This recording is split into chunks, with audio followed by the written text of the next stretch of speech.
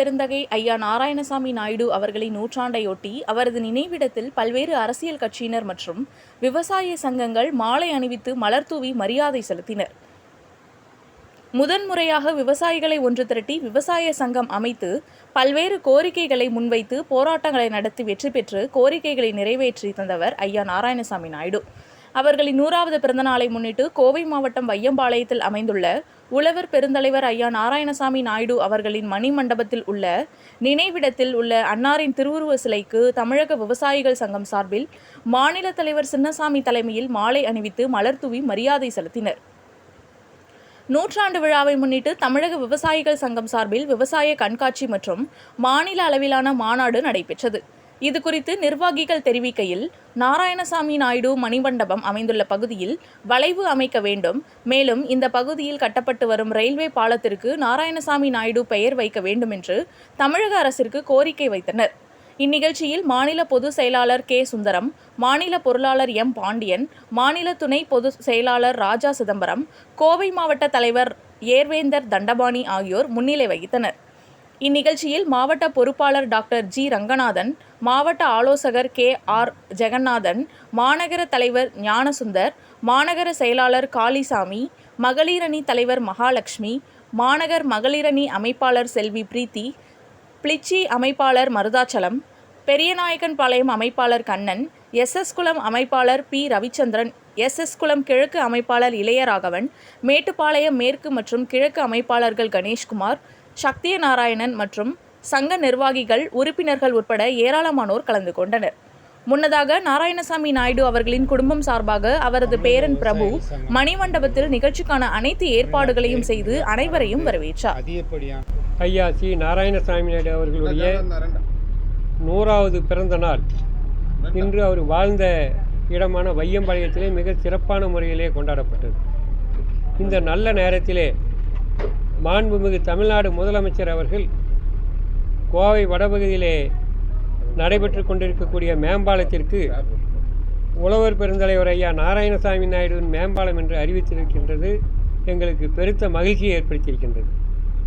அதோடு மட்டுமல்லாமல் அவர் வாழ்ந்த இடமான வையம்பாளையத்தில் நூற்றாண்டு நினைவை ஞாபகப்படுத்துகின்ற வகையிலே அவருடைய பெயரிலே வளைவு ஏற்படுத்துவதாக அறிவித்திருக்கின்றார்கள்.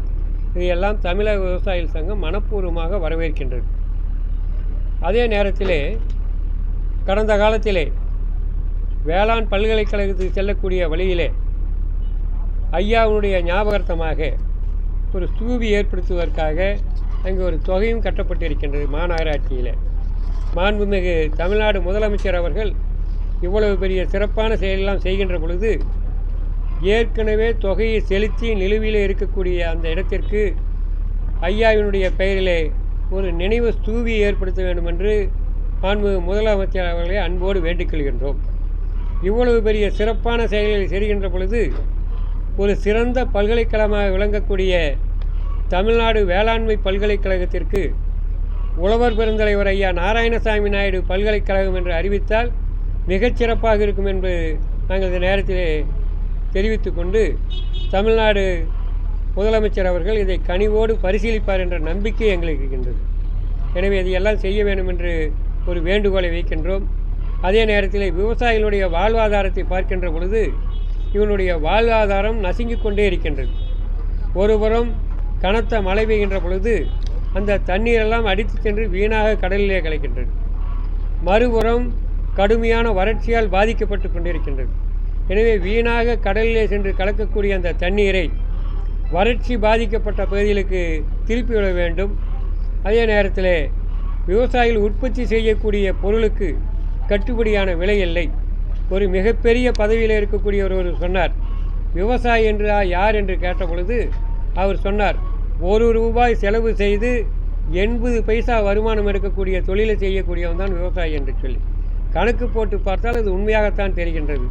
எனவே அனைத்து பொருளுக்கும் நியாயமான கட்டுப்படியான விலை அறிவதற்கு முயற்சி செய்ய வேண்டும். இன்றைய சூழ்நிலையிலே விவசாயம் மிகப்பெரிய அழிவு நிலைக்கு போய் கொண்டிருக்கின்றது. அதற்கு என்ன காரணம் என்று சொன்னால், விவசாயத்தில் வரக்கூடிய கிராம பகுதியில் இருக்கக்கூடிய விவசாய தொழிலாளர்களை முழுவதையும் 100 நாள் வேலை என்று அங்கே அனுப்பி வைத்திருக்கின்றார்கள். 100 நாள் வேலைக்கு செல்லுகின்ற பொழுது விவசாய பணிக்கு ஆட்களே இருப்பதில்லை. ஆக விவசாய பணிக்கு ஆட்கள் கிடைக்காத காரணத்தால் விவசாய தொழில் மிகப்பெரிய பாதிப்புக்கு உள்ளாகி வருகின்றது. இதே நிலை நீடித்தால் எதிர்காலத்தில் மிகப்பெரிய ஒரு உணவு பஞ்சம் வரக்கூடிய நிலை ஏற்பட்டுவிடும். ஆகவே அதை கனிவோடு பரிசீலித்து 100 நாள் வேலையை வேண்டாம் என்று சொல்லவில்லை, அந்த வேலையாட்களை விவசாய பணிக்கு திருப்பி விட வேண்டும் என்று தமிழ்நாடு முதலமைச்சரை அன்போடு வேண்டிக் கொள்கின்றோம். தமிழக விவசாயிகள் சங்கம் தமிழ்நாட்டிலே 30 மாவட்டங்களிலே பறந்து விரிந்திருக்கக்கூடிய ஒரு பெரிய இயக்கம். இந்த சங்கத்தினுடைய பல மாவட்டங்களில் மேற்கு தொடர்ச்சி மாவட்டங்கள் இணைந்து 7 மாவட்டங்களிலே இந்த வனவிலங்கு பிரச்சனை தொடர்ந்து அதிகரித்து கொண்டே இருக்கிறது. இதைய நாங்கள் இந்த சம்பந்தப்பட்ட மாவட்டங்களில் இருக்கக்கூடிய முதுபெரும் விவசாயிகளையும் அங்கே இருக்க நிர்வாகிகளும் கலந்து ஆலோசித்ததில் எங்களுக்கு இதுக்கான நிரந்தர தீர்வு என்று கிடைப்பது என்னன்னு பார்த்தோம்னா, இந்த மேற்கு தொடர்ச்சி மலையில் இருக்கக்கூடிய விவசாய நிலங்களில் கார்ப்பரேட் விவசாய நிலங்களாக இருக்கக்கூடிய டீ எஸ்டேட்டுகள் அரசுக்கு சொந்தமான பூமிகள். அவை பல வருடங்களுக்கு முன்னால் வெள்ளைக்காரருடைய காலத்திலேயே அவை வாடகைக்கு குறைந்த குத்தகைக்காக கொடுக்கப்பட்டு அவை பயிர் செய்யப்பட்டு வருகின்றன. அந்த பயிர்கள் செய்கின்ற பரப்பளவு சுமார் 67,000 ஏக்கர் என்று கூறப்படுகிறது. அதனுடைய வகைப்பாடு செக்ஷன் 17 என்று கூறப்படுகிறது. அந்த செக்ஷன் 17 குத்தகை கிடைக்கிறது எவ்வளவு என்று பார்த்தால் மிக குறைவான துறை தான். ஆனால் இந்த வனவிலங்குகள் அந்த வனப்பகுதியில் இருக்காமல் வெளியே இங்கு தோட்டங்களில் ஏற்படுத்தும் இழப்புகள், பயிரிழப்புகள், உயிரிழப்புகள் இரண்டுக்கும் நமது அரசாங்கம் வழங்கி வருகின்ற ஒரு இழப்பீடு தொகை என்பது பல கோடிக்கணக்கில் இருக்கிறது. பல லட்சக்கணக்கான வருமானங்கள் கொண்டு கோடிக்கணக்கான இங்கு இருக்கும் பல விவசாயிகளுடைய வாழ்வாதாரத்தை சேதாரம் செய்து கொண்டிருக்கின்ற இந்த பிரச்சனைக்கு அதை சுடுவதற்கான தீர்வு ஒரு தீர்வாக ஆகாது என்று நாங்கள் எண்ணுகிறோம். அதற்கு பதிலாக உச்சநீதிமன்றத்தில் இருக்கக்கூடிய ஒரு வழக்கில் ஏற்கனவே இந்த நிலங்களை நீங்கள் ஏன் அரசு எடுத்துக்கொள்ளவில்லை என்று கேட்டிருக்கிற அந்த கேள்வியை நமது அரசாங்கம் முன்னெடுத்து அந்த விவசாய பூமிகளை திரும்பும் வனப்பகுதிகளாக அறிவித்தால் அங்கு இருந்து கிடைக்கக்கூடிய தொழிலாளர்களுக்கு மறுவாழ்வு அளிப்பது என்பது ஒரு பிரச்சனையாக இருக்கும் என்று கருதப்பட்டது. ஆனால் இந்த 7 மாவட்டங்களில் இருக்கக்கூடிய விவசாய நிலங்களுக்கு அதைவிட அதிகமான தொழிலாளர்கள் தேவை இருக்கிறது என்கின்ற தேவையும் இருக்கிறது. அப்படி இருக்கும் பொழுது எந்த விதமான சிரமமும் இல்லாமல் மலையில் இருக்கக்கூடிய அந்த விளைநிலங்களை அரசு திரும்ப எடுத்து வனப்பகுதியாக அறிவித்தால் இந்த பிரச்சனைக்கு நிரந்தர தீர்வு கிடைக்கும் என்பது எங்களுடைய கருத்து.